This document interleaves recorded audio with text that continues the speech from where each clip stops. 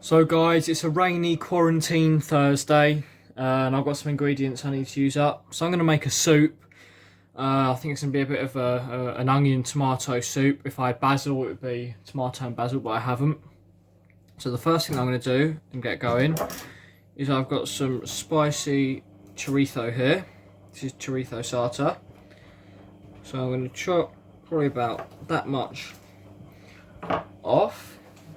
Put the rest back in the pack.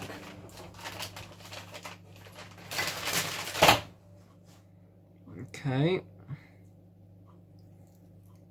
Now, what I'm going to do is I'm just going to dice this up.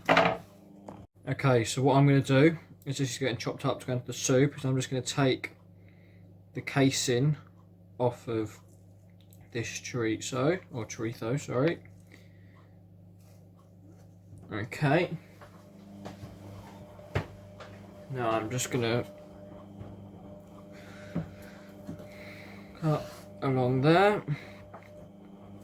Okay. And just coarsely chop it up. Now in my pan, in my saucepan, I've got olive oil, which is now heating up.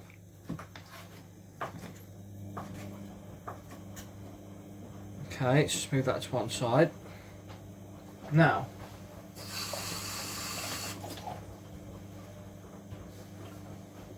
my onion.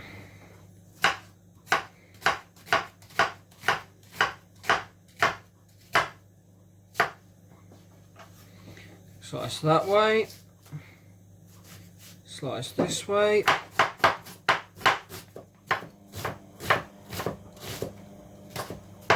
Okay, now you're just going to coarsely, roughly chop this.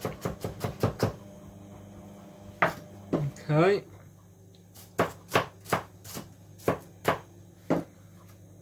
Now that's ready. Move that to one side. Now I've got 2 garlic cloves. Crush, cut, and peel. Okay, so I'll peel both of them. Just going to roughly slice and chop them up.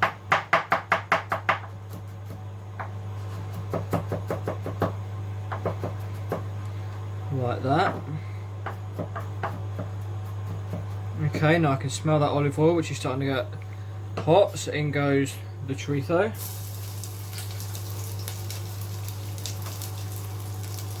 The garlic, you don't want to burn the garlic, but you do want to get it some colour.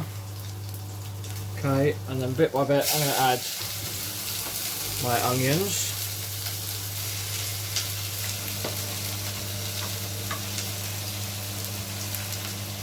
Now you're going to get a natural sweetness from these onions, as you can see they're cooking in there. As a process occurs called the Maillard reaction. Now what that is that's the caramelisation of the natural sugars. Okay, so that's going to give it like a natural sweet flavour. I'm going to take off the ends of some of these spring onions that I grew. The more fresh produce you can use, the better. And I'm just going to roughly chop these up.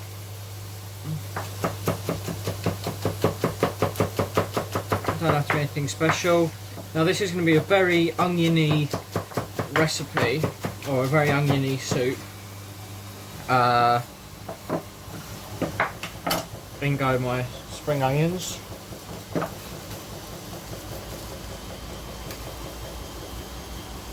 Now I've got a radish that I'm going to put in, again using up ingredients.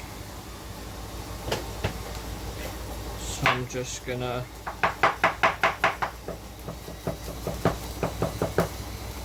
slice that, put that in.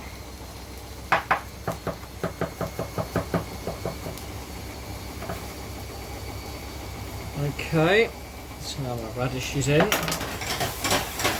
you can see these are starting to get a little bit of colour on. Now, I've got a green pepper.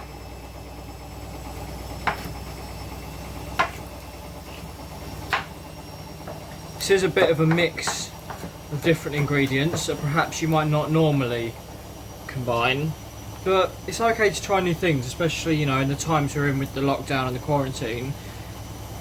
You know, I always think it's better to try new things that perhaps you wouldn't normally do than let things go to waste. I'm gonna dice up this tomato like so. I'm going to put that in. Good thing about with soups is obviously it's all one pan cooking, so there's not a lot of washing up to do, not a lot of equipment that's used.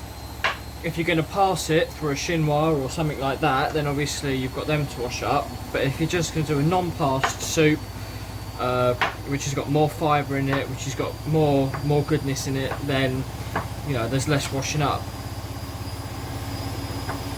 Okay, so get these tomatoes in.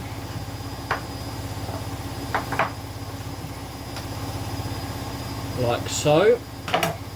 Now we're starting this off almost like the base of a classic tomato sauce with the chorizo, or normally bacon, lardons, the onions caramelising down. So if I bring you over, okay, let's get some light on here. Bear with me. Okay. So I'm just starting to sweat these down. Look at all those beautiful colours, the vibrant oranges, yellows, we've got that green coming through. Okay, I'm just going to turn the heat up a little bit, just to get these sweating down and cooking down. Okay, now at this stage we're going to add tomato puree. You want to add it fairly early, so you can start to cook out that bitterness of the tomato puree. So just maybe about 2 tablespoons, a tablespoon going in there. Okay, now I like a little bit of heat, so not only have we got the spicy chorizo, but I've got a little bit of this chili paste going in. Not a lot, only about the size of your thumb now. Okay, now I'm going to mix all that in and just let that cook down. Okay, so now that's cooking down, I'm going to add 1.5 cans of chopped tomatoes. Okay, and what I'm going to do to reduce wastage is get some water in this can. Okay, about 1/4 of the way, just add that through. Now give that a mix. Oops, without doing that. Okay, now pop on the lid, turn that heat down and just let that simmer away for about 20 minutes, half hour. Now to that I'm just going to add about a teaspoon of dried basil, mix that through. Okay, and I'm just going to replace that lid and leave that to simmer away. Okay, so now that's been cooking for about half hour, 40 minutes all in all. It's time to blend it. So with a stick blender, I'm just going to get in.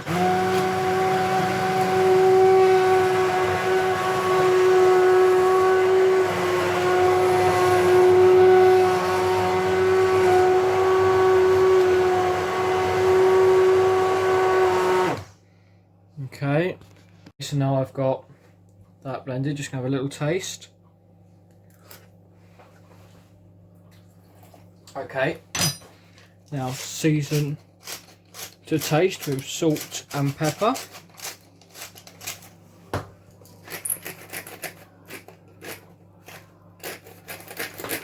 Okay, I'm just going to blitz that through.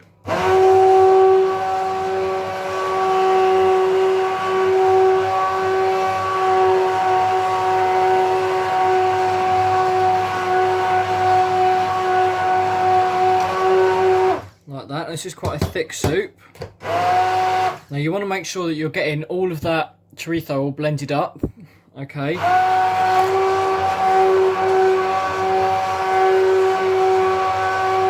Now I find it helps with a stick blender like this one if you go in an anti-clockwise motion. If you do it the other way, it's likely to spray up everywhere more.